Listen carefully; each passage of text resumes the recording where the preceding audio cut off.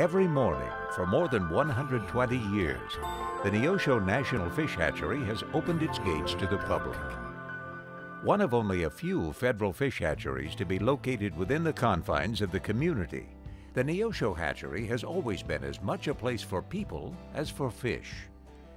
Since being established by an act of Congress on October 2, 1888, the NNFH has been a popular place for residents of the town. It has also been a must-see local attraction for visitors to the city. And over these 120 years, visitors have come from around the world. In the very early days, visitors strolled through the spacious grounds amid an almost park-like environment in what was a more gentle era. This is a look at NEOSHO's most famous native son, Thomas Hart Benton, one of America's most well-known artists. Even after he left NEOSHO and moved into the artistic communities of the world, Benton did not forget his days at the hatchery. He recreated his memories of it in this 1912 painting, entitled, appropriately enough, The Fish Hatchery, NEOSHO. Although the hatchery had a park-like quality for many years, it is today, and always has been, a working facility. Raising fish for release into the wild is the traditional role of the hatchery. And although many things have changed on the surface, the original purpose has remained the same for more than 120 years. The hatchery was established on its present site because of the availability of pure, clean spring water and the nearby railroad. No longer part of the operation, the railroad did play a major role in the early days. For several years, fish were shipped from NEOSHO across the country aboard rail cars. As these specially equipped fish cars rolled down the track, fishery managers tended to cargo, a very fragile cargo, working to keep the holding tanks filled with fresh cold water and sufficient oxygen. At the end of the rail line, the fish were unloaded and then transported in a variety of ways to their final destinations. Some made this journey on horseback to trout streams high in the Rocky Mountains.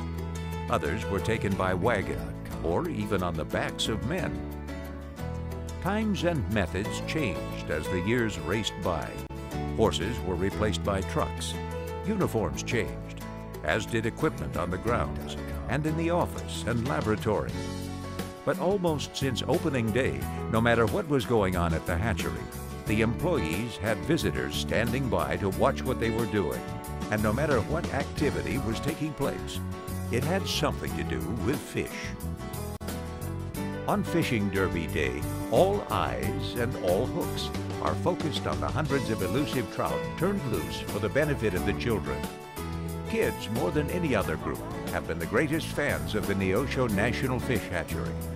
For many years, Fishing Derby Day was one of the highlights of the summer.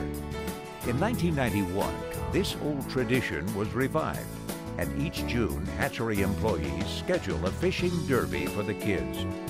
The revival of the derby has been a big success, attracting hundreds of youngsters. The kids have a great time on Derby Day, but no matter how many fish they catch, there are still plenty of rainbows left. Over the years, the United States Fish and Wildlife Service has begun using federal fish hatcheries as wonderful management tools in its focus on the recovery of endangered species. As nature is thrown out of balance, whether it is due to pollution, overfishing, installation of dams, or other factors, hatcheries step in to assist in putting it back in balance through production of endangered species.